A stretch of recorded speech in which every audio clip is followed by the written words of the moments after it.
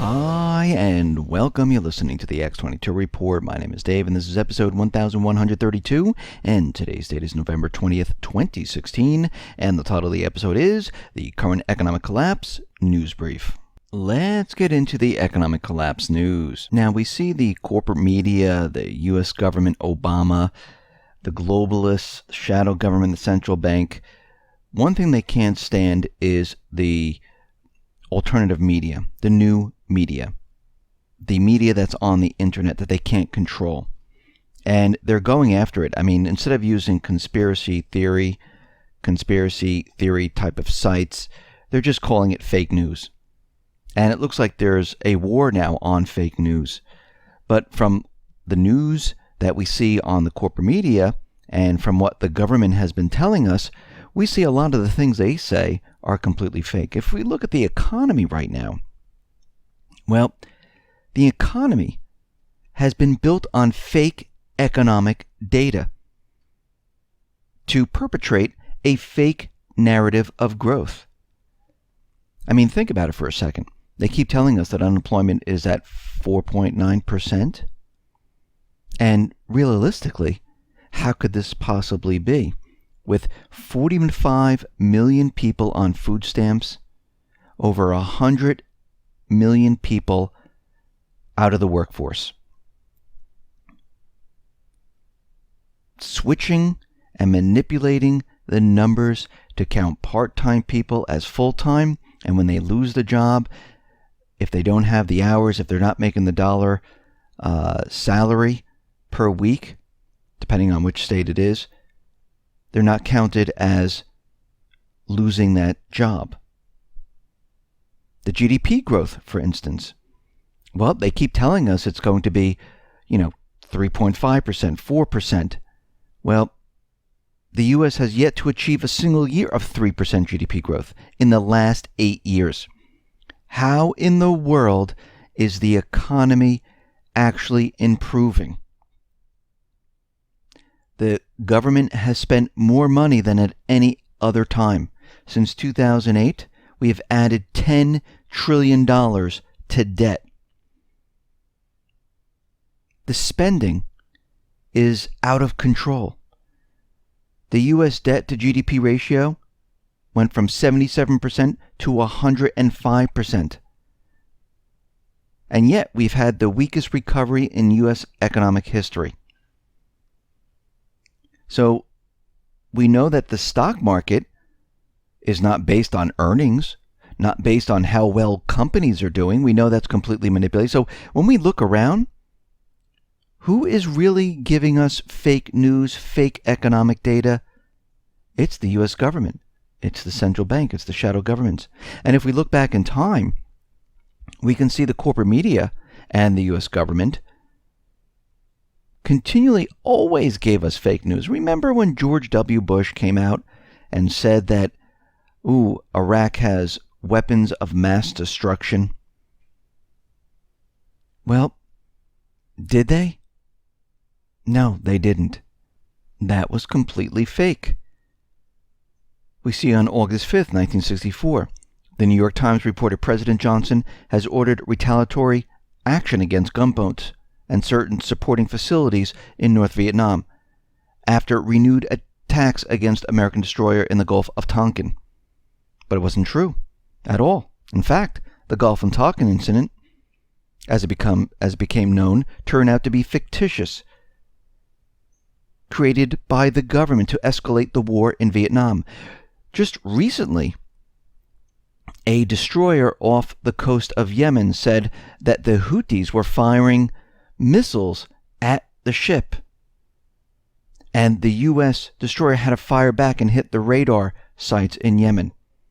And it turned out, well, maybe they really didn't fire missiles at us. Maybe our systems malfunctioned and we thought they did. Again, another fake story to push their agenda.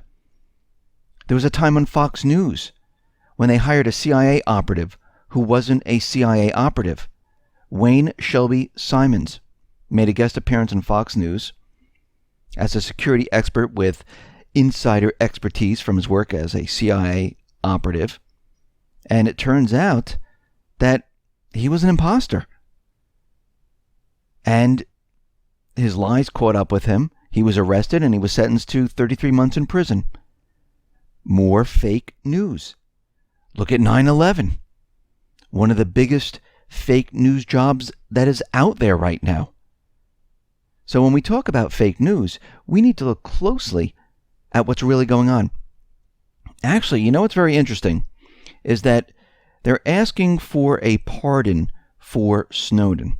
And Obama came out and he said, well, I can't pardon somebody who hasn't gone before a court and presented themselves.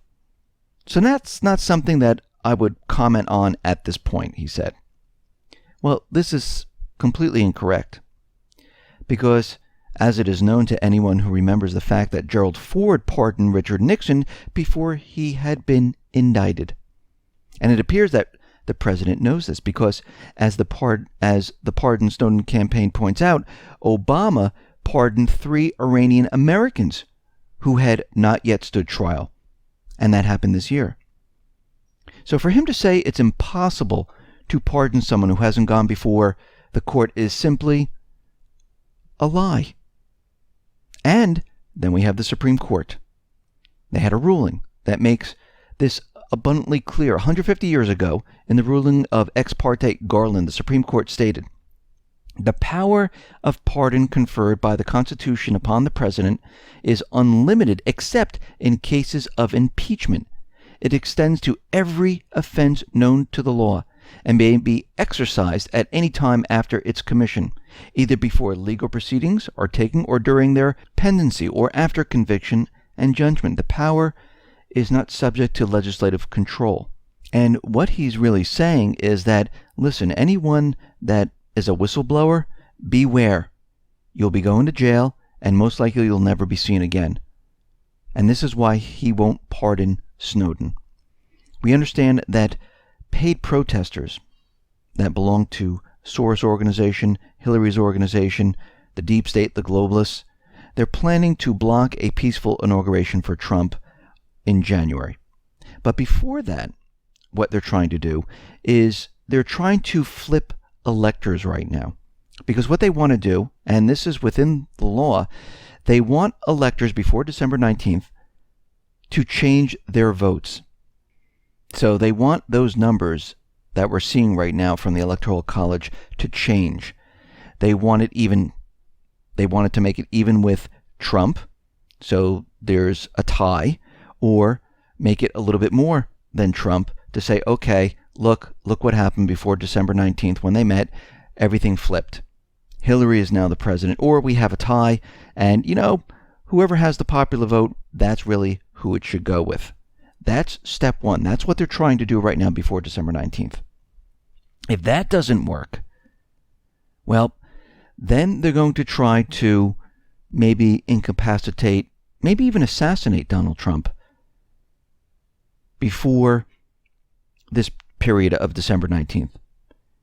If this doesn't work, they're going to try to create civil unrest in the country during inauguration.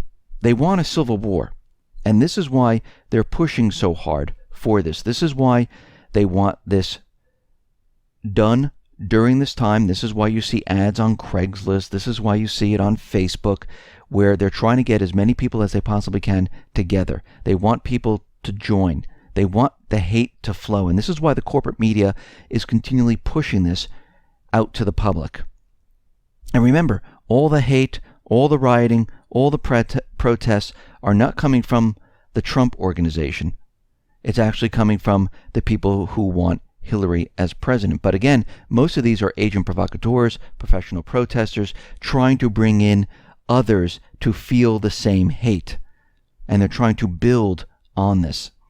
We see Britain has just passed the Snooper Charter, ending all privacy.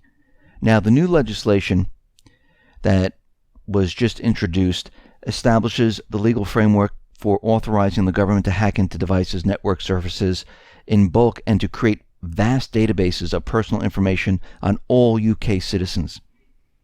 This is the first step for a movement to impose worldwide spying, taxation, and everything else on people. I mean, what they're doing is they're hunting for money, not terrorism. They want to know what people are doing. They're looking for revenue. And they're keeping track on what people are doing.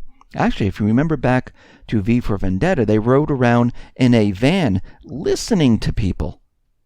And here we are, it's coming true. The Snooper Charter requires internet, phone, and communication app companies to store records for 12 months and allow authorities to access them whenever they demand. That data will include anything you look at or search on the internet, as well as all your telephone calls and text messages. So they just came out and they just made it completely legal. They're not hiding it from the people. They just want all the information. And Edward Snowden is out there, and he says the following: the UK has just legalized the most extreme surveillance in history of Western democracy. We see right now that the British government, they have reject calls by 2 parliamentary committees to stop the sale of British bombs to Saudi Arabia. We know that Saudi Arabia has been using these weapons. They've been committing war crimes. The U.S. is supplying Saudi Arabia with this equipment, and the U.K. says absolutely not. We're not going to stop. We're going to continually supply Saudi Arabia with all of this.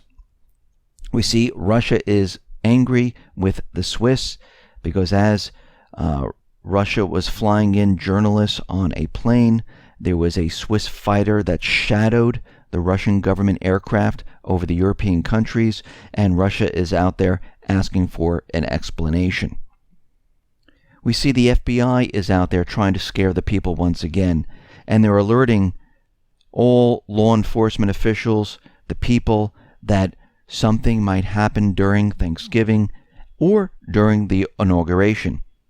What they're saying is that there's good evidence that terrorists are going to strike at any minute in large crowd venues. You mean like the Macy's Day Parade? Could happen during the inauguration. And they're looking at lone wolf groups. So what they're really doing is they're trying to scare the people once again with propaganda. We know this is going to be an inside job if they get a green light. And they're going to create events.